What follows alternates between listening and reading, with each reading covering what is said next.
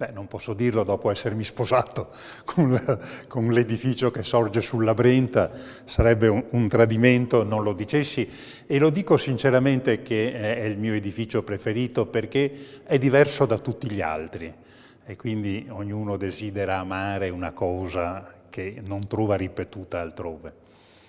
Ma se dovessi disancorarmi, se dovessi avere un flirt oltre a questo amore,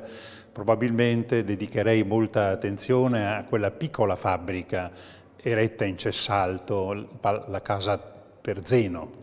la villa Zeno. E nella sua piccolezza di grande perfezione ha subito delle violenze nel tempo che andrebbero rimediate, non è conosciuta, ha un disegno di bugnato sulle sue facciate molto simile a quello della casa eretta in malcontenta, quindi credo che ci siano anche delle assonanze concettuali, proprio perché è così abbandonata che è l'edificio più trascurato fra le ville palladiane e perché è piccola e le mie energie sono molto minori, credo che mi dedicherei il mio amore a quella.